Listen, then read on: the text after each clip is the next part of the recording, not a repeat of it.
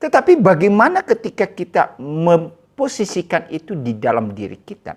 Ketika kita memanggil dia Tuhan, ketika kita memanggil dia adalah guru, benar-benar keluar dari dalam hati kita. Ya, selamat sore. Bertemu kembali di dalam belajar firman Tuhan di channel Bible Study Gereja Elios Malang. Mari kita persiapkan hati kita untuk belajar firman Tuhan. Mari kita berdoa. Terima kasih ya Tuhan, karena pimpinan Tuhan bagi kami yang tidak pernah berkesudahan. Di saat ini kami ingin kembali memberikan waktu kami untuk belajar kebenaran firman-Mu. Ya Tuhan, tolong kami untuk mengerti dan memahami apa yang hendak Engkau sampaikan kepada kami. Sehingga melalui pemberitaan firman Tuhan ini, boleh semakin menolong kami untuk mengerti dan memahami kehendak-Mu bagi kami. Terima kasih Bapa di surga. Waktu ini kami serahkan dalam tangan-Mu. Pakai hamba-Mu dan juga umat-Mu yang belajar firman-Mu. Terima kasih. Di dalam nama Tuhan Yesus kami berdoa. Amin. Ya. Mari saudara yang dikasihi Tuhan, kita baca firman Tuhan di dalam kitab Matius pasal 7 ayat yang ke-21 sampai dengan ayat yang ke-23. Saya baca kepada kita ayat ini yang menjadi pokok pembahasan kita di kesempatan sore hari ini.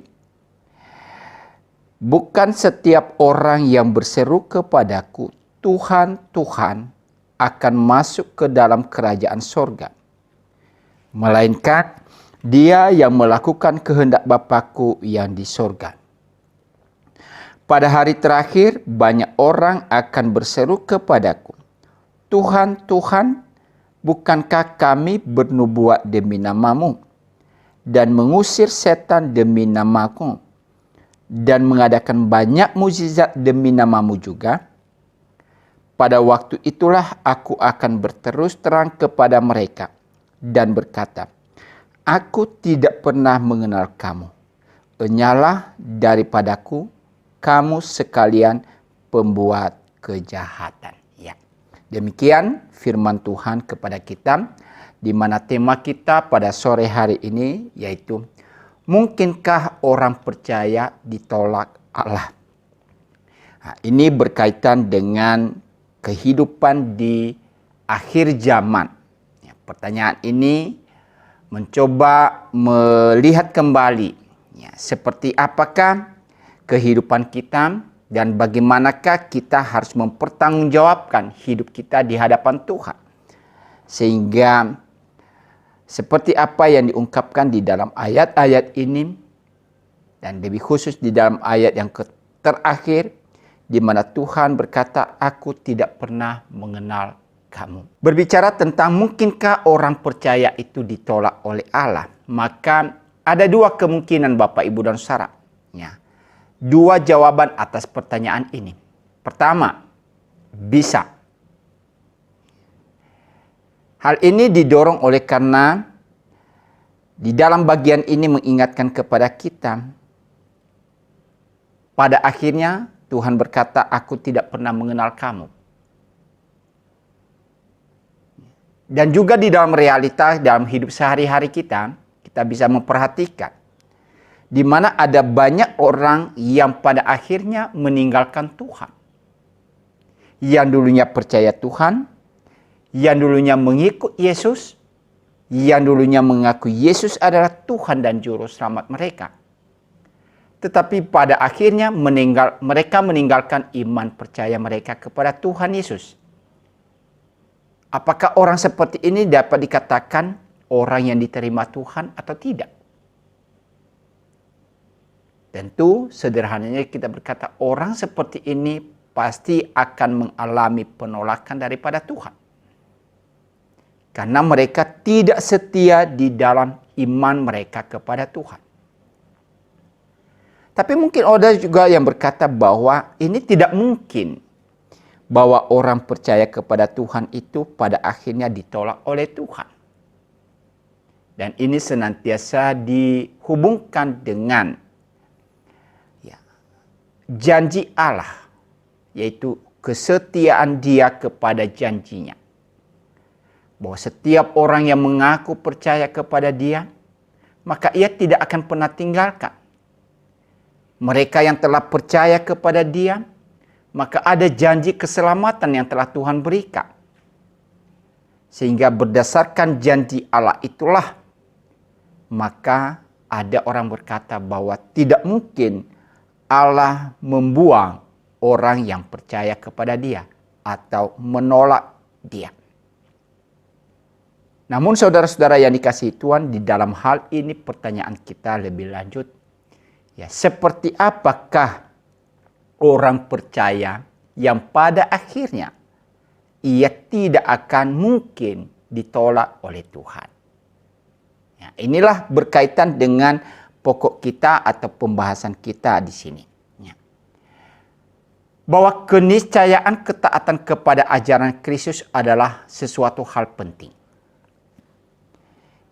Di dalam khotbah di bukit yang telah Tuhan Yesus sampaikan, ya, di dalam akhir-akhir pengajaran ini, maka kita bisa melihat tujuan daripada kesimpulan pengajaran Yesus adalah untuk menunjukkan pentingnya ketaatan terhadap perintah-perintah Kristus. Ya, sekali lagi, bahwa tujuan dari semua apa yang diajarkan oleh Tuhan Yesus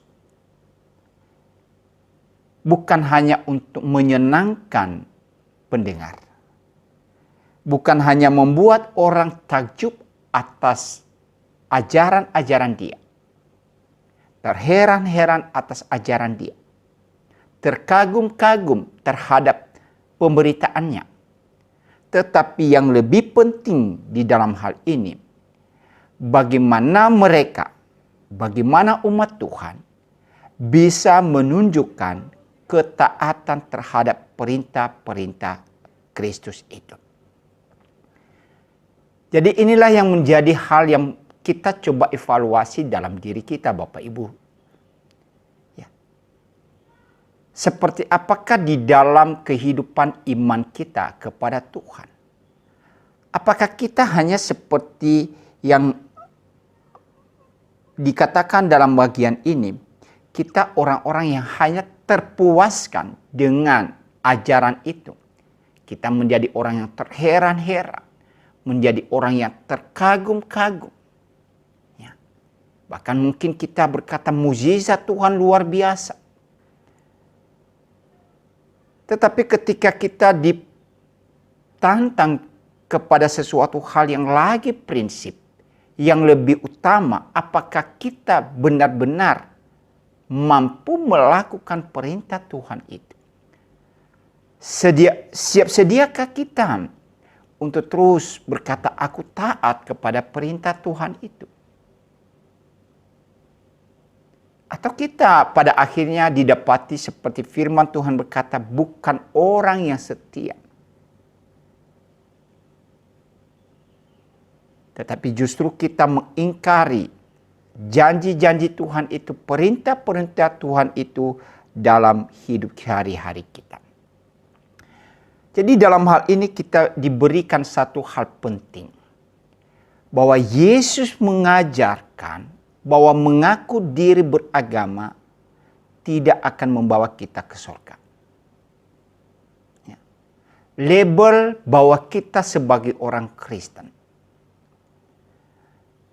pengakuan kita bahwa kita sebagai orang beriman, pengakuan dan keyakinan kita bahwa kita telah percaya kepada Kristus, apakah itu menjadi sebuah jaminan bahwa kita masuk surga? Nah, ini menjadi sebuah pertanyaan. Kenapa? Karena kalau kita hanya berdiri di dalam pengakuan itu, tetapi pada akhirnya kita tidak pernah bisa mewujudkan pengakuan itu di dalam kehidupan kita, di dalam perilaku kita, maka sesungguhnya seperti ayat firman Tuhan, Tuhan berkata, aku tidak pernah mengenal engkau. Ya. Jadi korelasinya apa Bapak Ibu dan Saudara? Iman dan ketaatan terhadap firman Tuhan itu adalah sebuah kesinambungan.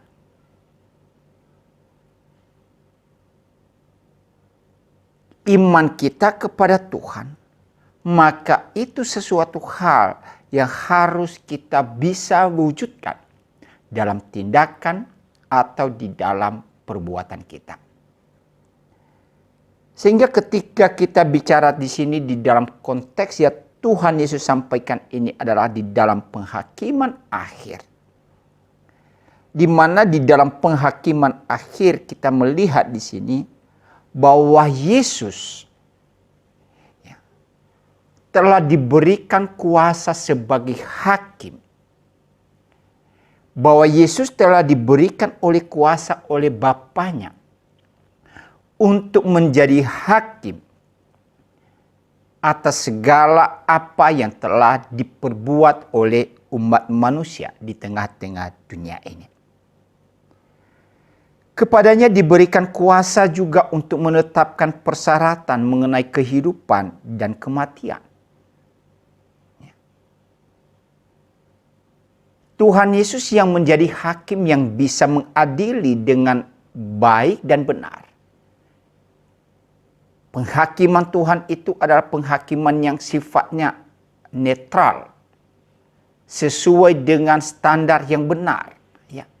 Tidak terpengaruh oleh apapun juga.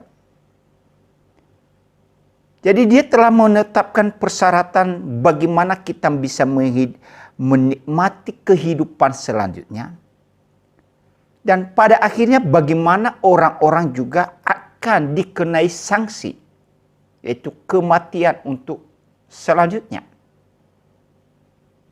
Artinya bahwa Yesus diberikan hak oleh Bapanya untuk mengadili manusia sesuai dengan apa yang mereka perbuat. Jadi kalau kita kembali lihat di dalam pernyataan Tuhan Yesus di dalam ayat 21. Bukan setiap orang yang berseru kepadaku, Tuhan, Tuhan, akan masuk ke dalam kerajaan sorga. Melainkan dia yang melakukan kehendak Bapa-Ku yang di sorga. Tentu ini menjadi sebuah pertanyaan Bapak, Ibu, dan Saudara. Karena di dalam bagian Alkitab yang lain, mengajarkan kepada kita bahwa hanya dengan percaya maka kita diselamatkan. Bukan dengan ada perbuatan-perbuatan baik. Tentu ayat itu tidak salah. Memang ayat firman Tuhan di mana Tuhan Yesus menyatakan bahwa barang siapa percaya kepadanya, maka mereka akan menikmati hidup kekal. Barang siapa percaya, dia diselamatkan. Tetapi ayat ini tentu ada korelasinya, ada hubungannya di dalam mengimplikasikan, mewujudkan keyakinan itu di dalam perbuatan.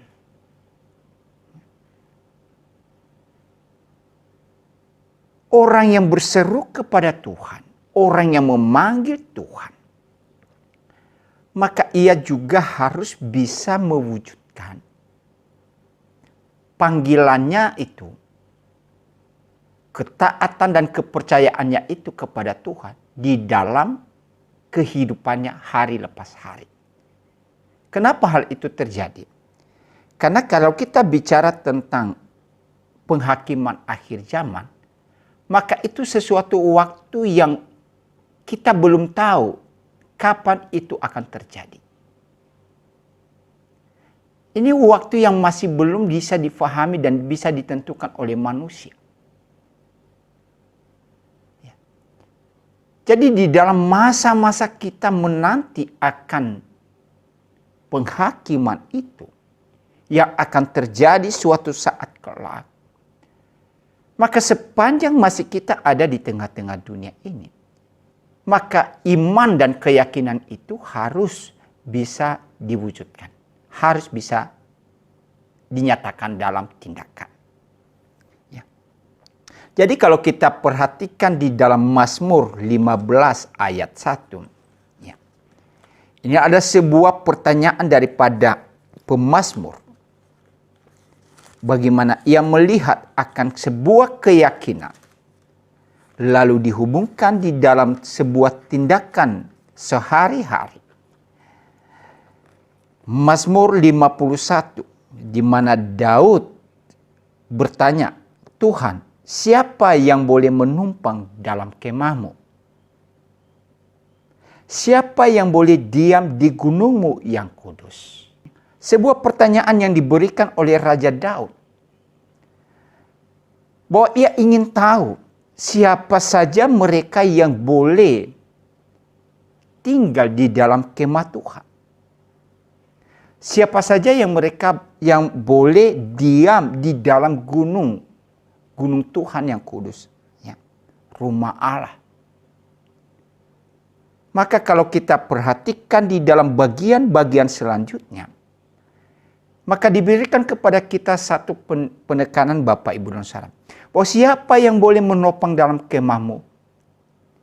Yaitu orang percaya yang masih berjuang di dunia ini. Ya. Jadi, kita yang masih ada di tengah-tengah dunia ini, kita sedang berjuang. Mewujudkan iman kita, membuktikan iman kita. Kita yang masih ada di tengah-tengah dunia ini, kita masih berjuang dengan berbagai macam hal yang sedang terjadi. Apakah kita bisa membuktikan keyakinan kita, kepercayaan kita itu dengan baik dan benar? Atau keyakinan atau kepercayaan kita itu hanya sekedar kamuflase semata? Hanya ucapan di bibir semata.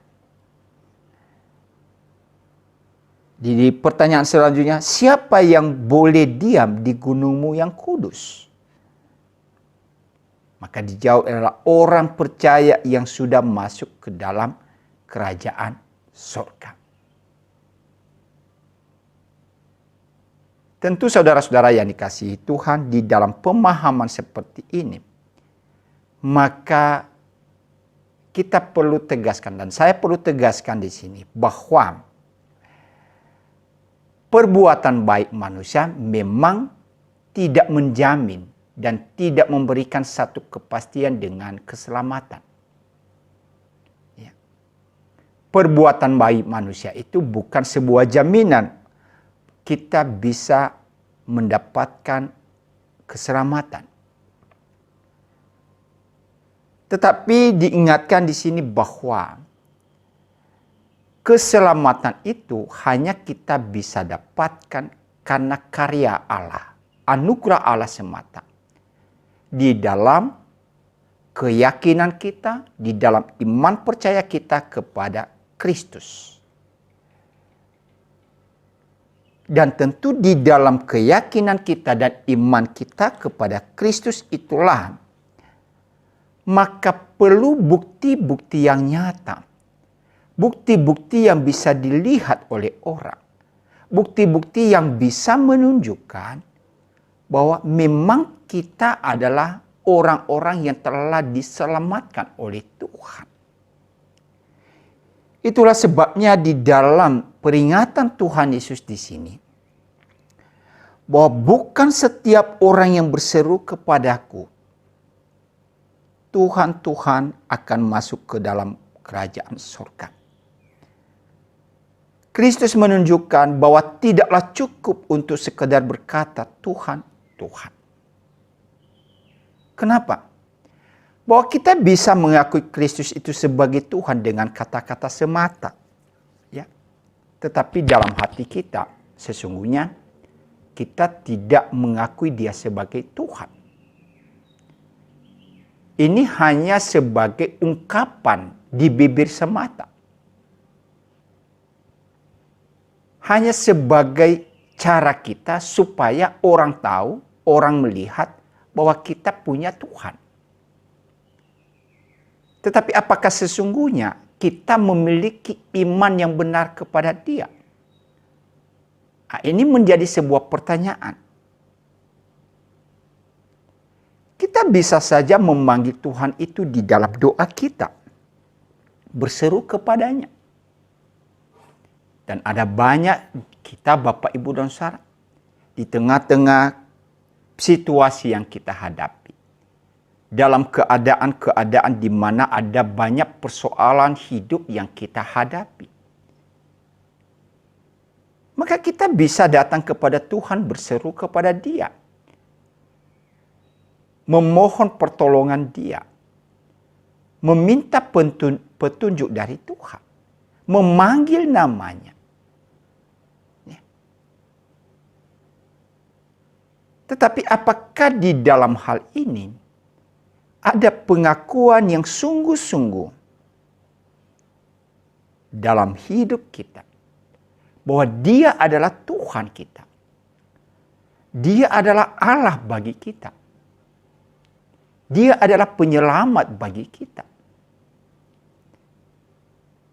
Jadi di sini Tuhan Yesus mengingatkan kepada kita bahwa pengakuan semata hanya dengan ucapan di bibir tanpa diwujudkan, tanpa ada korelasinya dengan keyakinan yang pasti dalam hidup ini, yang akhirnya diwujudkan dalam perbuatan, maka itu sesungguhnya adalah sebuah hal yang omong kosong semata.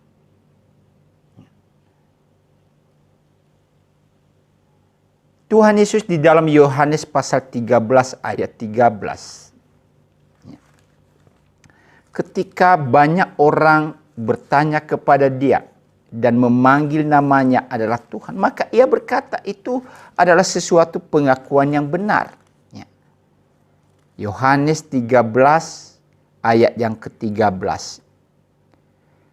Kamu menyebut aku guru dan Tuhan, dan katamu itu tepat, sebab memang akulah guru dan Tuhan.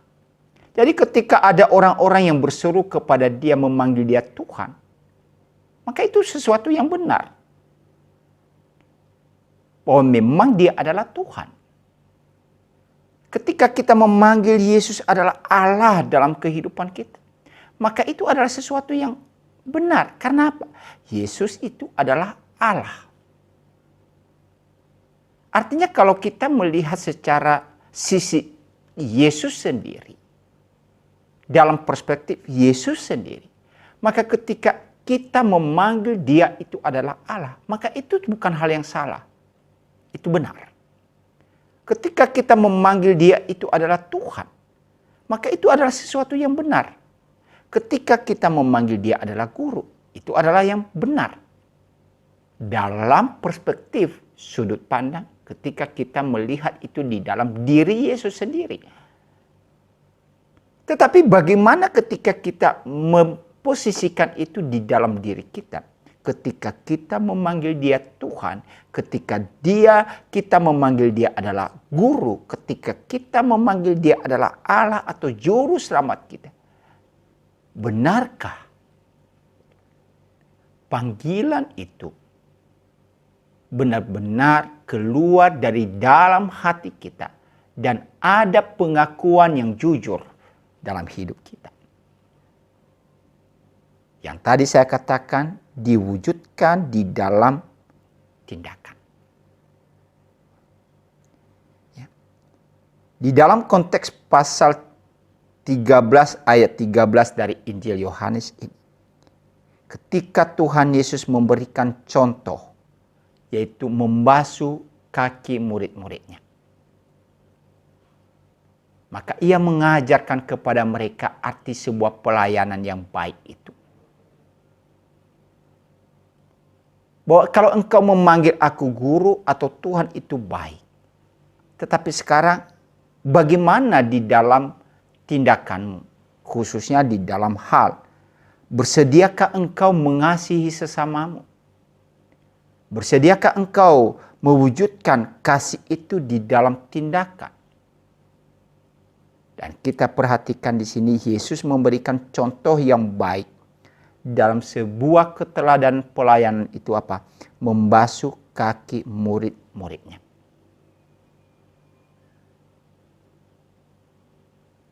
Artinya sekali lagi Bapak, Ibu, dan Saudara, bahwa di dalam pengakuan kita, bahwa Yesus mengingatkan kita, bahwa kita tidak boleh mengandalkan atau menjalankan ibadah secara lahiriah tanpa kuasa yang ada di dalamnya. Ya. Tuhan Yesus menyatakan bahwa kita tidak hanya menjalankan atau melakukan, memberikan pengakuan hal-hal yang bersifat lahiriah itu, tetapi sesungguhnya Tuhan tidak ada di dalamnya. Kita mengakui Dia sebagai Tuhan, tetapi sesungguhnya kita tidak mempercayai Dia sebagai Tuhan dan Juru Selamat kita. Kita mengakui Dia sebagai pemimpin hidup kita, namun sesungguhnya kita tidak mau taat dan melakukan apa yang Ia firmankan.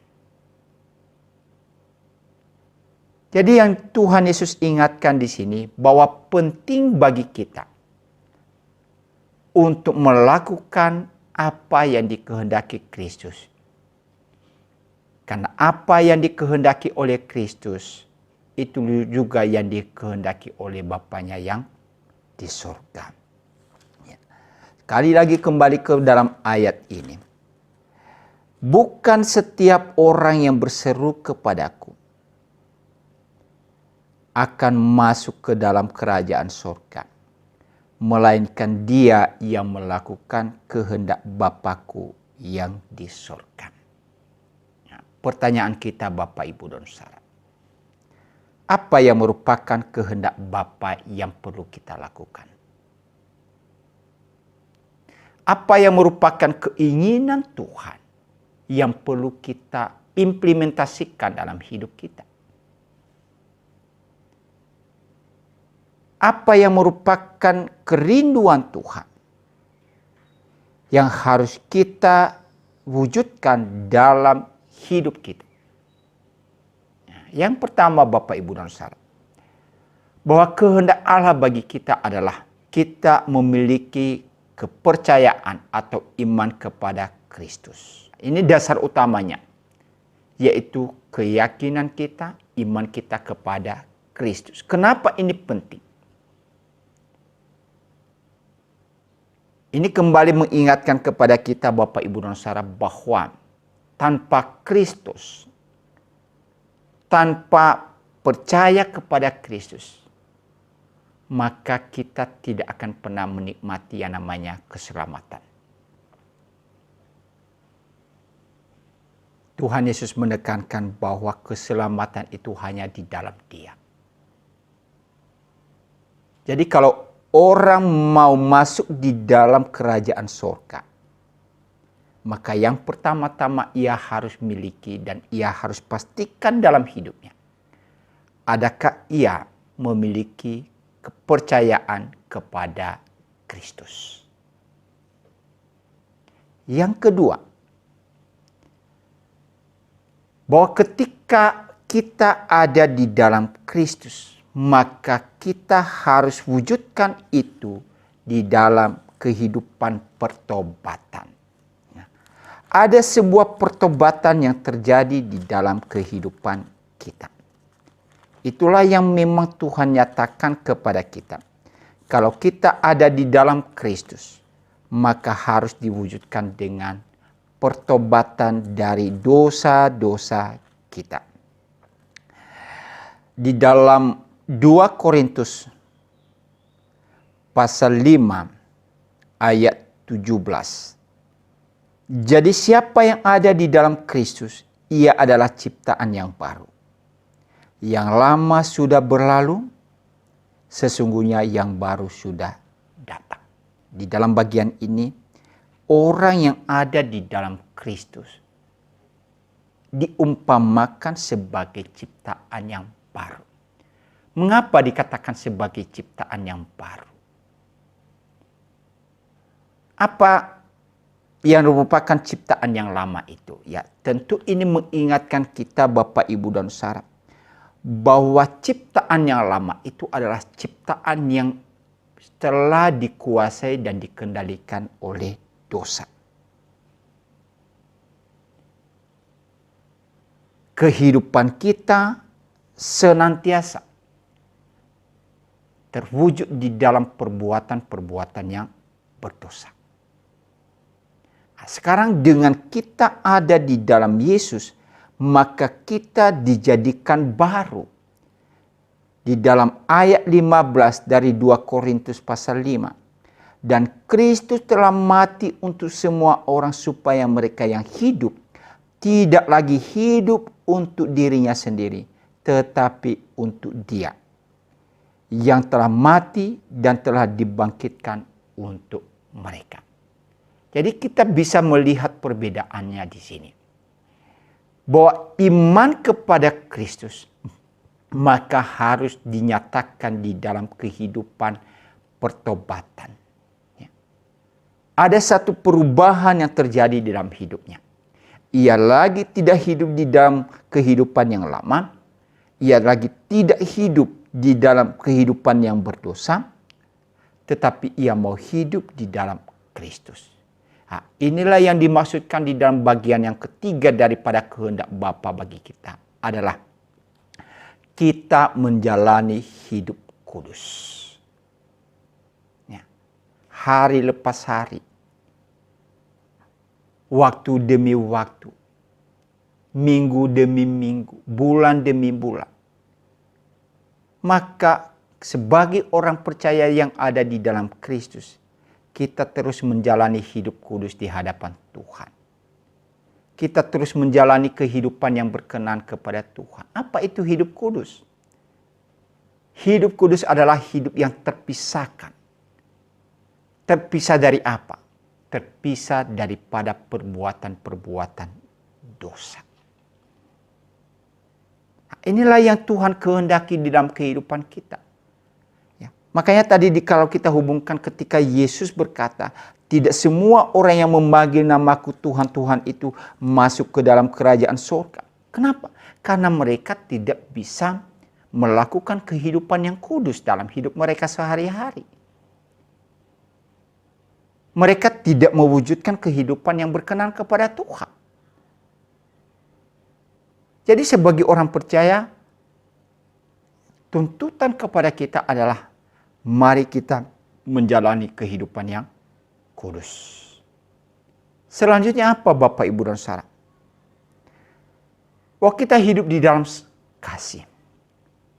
Sebagai sesama orang percaya. Atau sebagai orang percaya yang ada di tengah-tengah dunia ini. Maka Tuhan ingatkan kepada kita hidup di dalam kasih. Kita saling mengasihi satu dengan yang lain.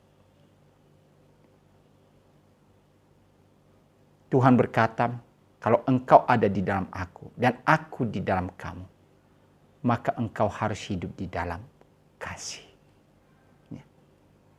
Sebagai bukti kita mengasihi Allah, maka kita harus bisa mengasihi sesama kita. Nah, inilah kehendak Tuhan yang boleh dinyatakan di dalam bagian ini. Ya. Melakukan kehendak Bapakku yang di surga. Kemudian, Yesus di dalam ayat yang ke-22 memberikan sebuah penekanan penting sekali lagi. Mungkin ada banyak orang yang pada akhirnya mereka menganggap diri mereka layak di hadapan Tuhan. Mereka menganggap bahwa diri mereka pantas untuk masuk di dalam kerajaan surga. Hal ini dicirikan dengan apa? Mereka telah melakukan banyak hal yang sifatnya ya, di dalam ayat ini bernubuat. Melakukan praktek mukjizat. Dalam pengertian mereka bisa melakukan tugas-tugas pelayanan mereka. Tetapi seruan ini adalah Bapak Ibu dan Saudara adalah seorang munafik. Di mana seolah-olah di dalam segala apa yang mereka lakukan ini. melakukan yang namanya nubuat, melakukan mukjizat, mengusir setan demi nama Yesus, maka seolah-olah itu adalah sebuah pengganti daripada ketidaktaatan mereka kepada Tuhan. Label bahwa mereka bisa melakukan banyak hal yang bersifat nubuatan, yang bersifat mukjizat, yang bisa menyembuhkan, mengusir setan, dan lain sebagainya. Seolah-olah ini sebuah tanda yang mereka gunakan bahwa itu adalah jaminan bahwa mereka masuk dalam kerajaan surga.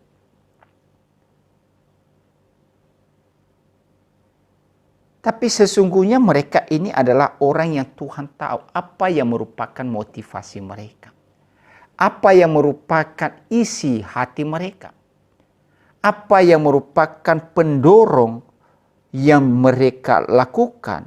Sehingga perbuatan-perbuatan yang sifatnya spektakuler tadi, yang bernubuat, mengusir setan dan mukjizat itu, bisa mereka lakukan. Tapi sesungguhnya dalam firman Tuhan ingatkan kepada kita bahwa yang lebih tahu isi hati kita itu adalah Tuhan. Itu artinya Bapak, Ibu, dan Saudara, kita dalam hidup kita hari lepas hari, dalam segala tugas-tugas kita, maka kita tidak bisa berpura-pura di hadapan Tuhan.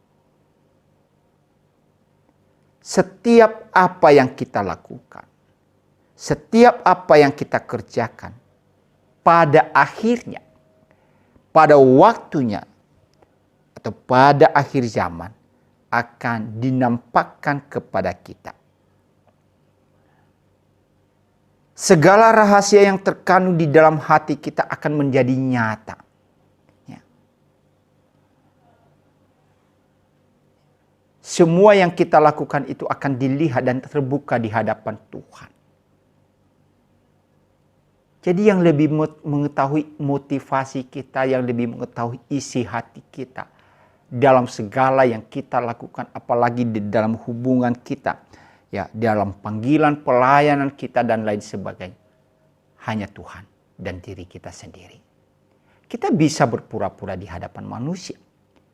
Kita bisa berpura-pura seolah-olah apa yang kita lakukan itu sifatnya rohani di hadapan manusia. Tetapi sesungguhnya Tuhanlah yang lebih tahu isi hati kita. Mereka bernubuat demi nama Yesus, tetapi Yesus tidak mengutus mereka.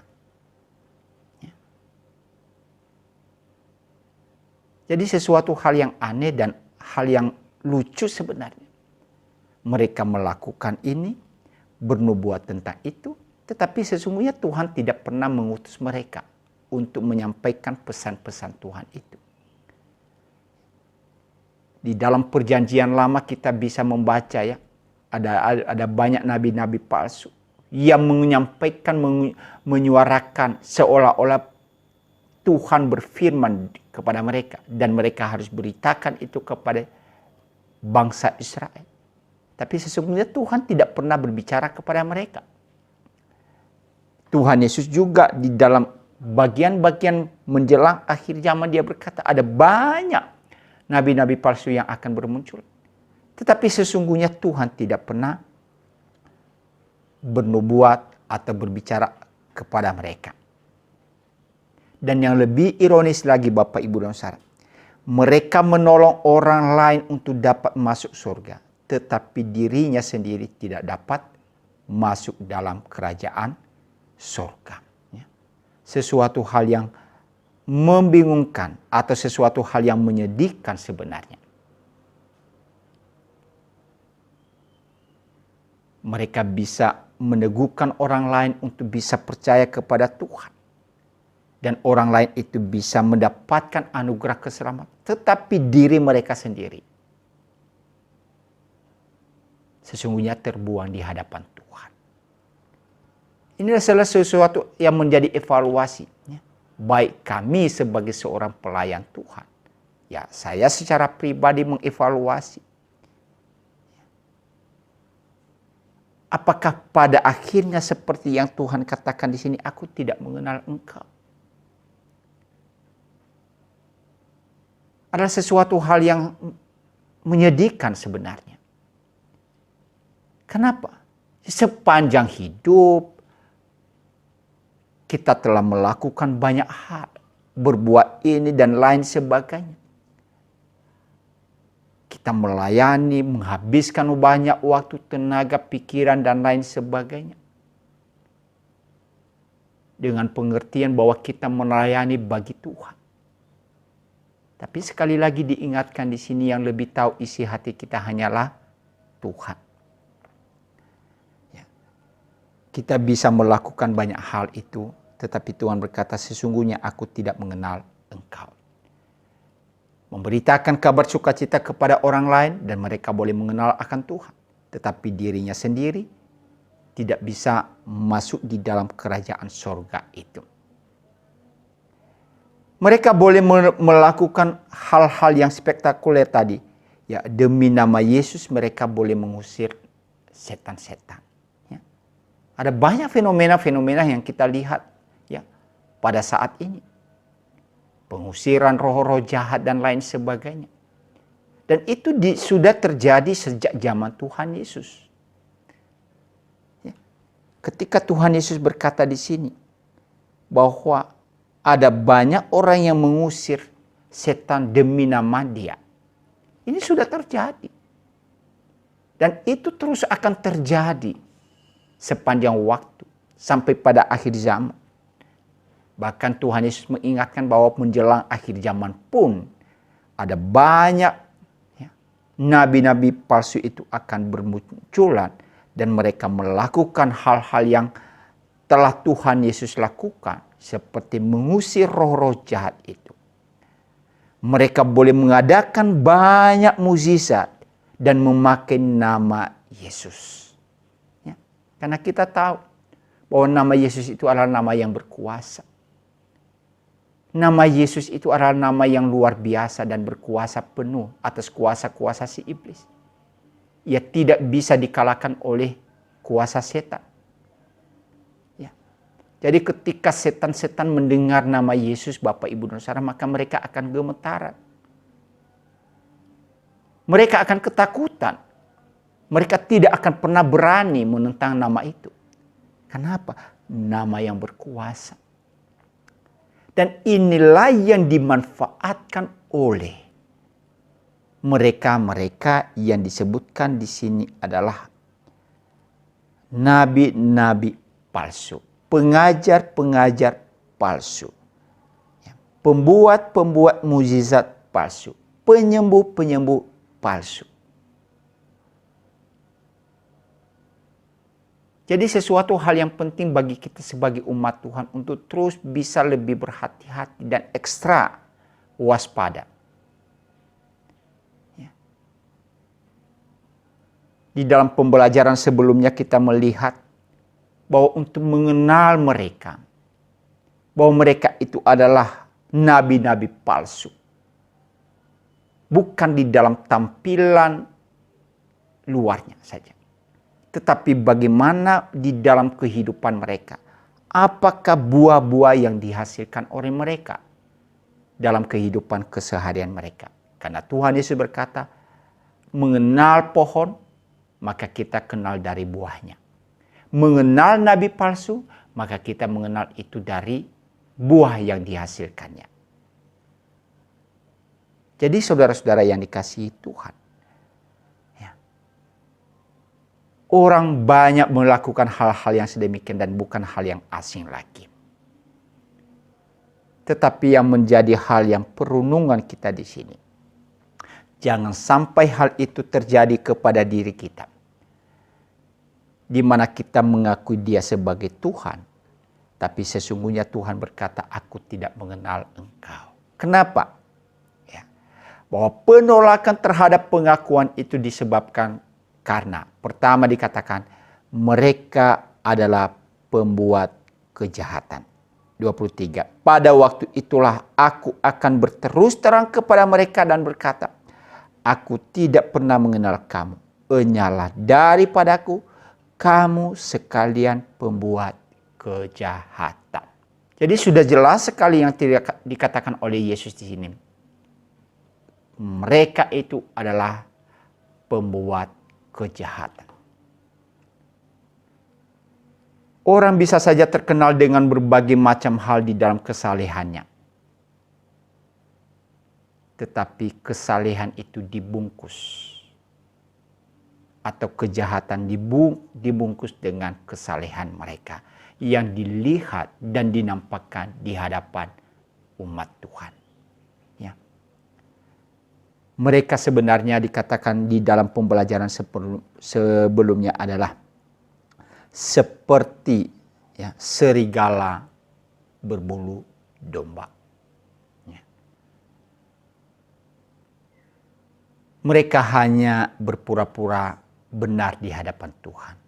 Mereka hanya berpura-pura kudus di hadapan Tuhan. Mereka hanya berpura-pura kasih di hadapan sesama atau lain sebagainya. Tapi Tuhan tahu sesungguhnya mereka itu adalah para pembuat kejahatan. Itulah sebabnya di dalam bagian yang terakhir dikatakan di sini bahwa Tuhan tahu siapakah yang menjadi milik kepunyaannya.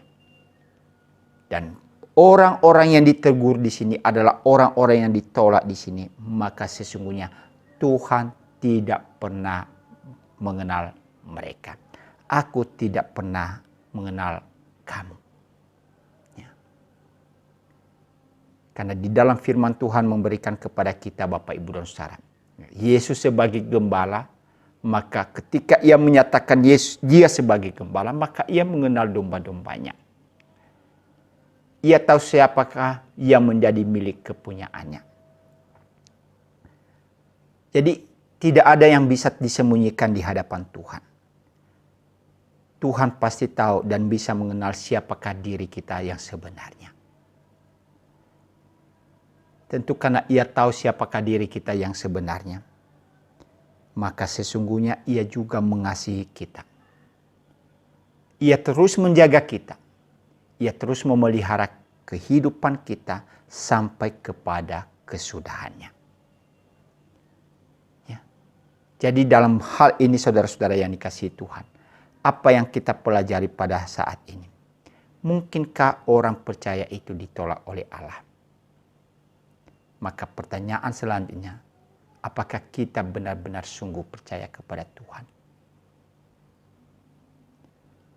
Kalau kita benar-benar sungguh-sungguh percaya kepada Tuhan, maka buktikanlah kepercayaan kita itu dalam perbuatan-perbuatan kita dengan melakukan kehendak Bapa yang di sorga. Sepanjang kita tidak bisa menyatakan dan membuktikan melakukan kehendak Bapa kita yang di sorga, maka sesungguhnya kita seperti apa yang diajarkan oleh Tuhan Yesus. Hanya orang-orang yang membuat kejahatan. Mengaku kenal Tuhan, tapi sesungguhnya Tuhan tidak mengenal kita.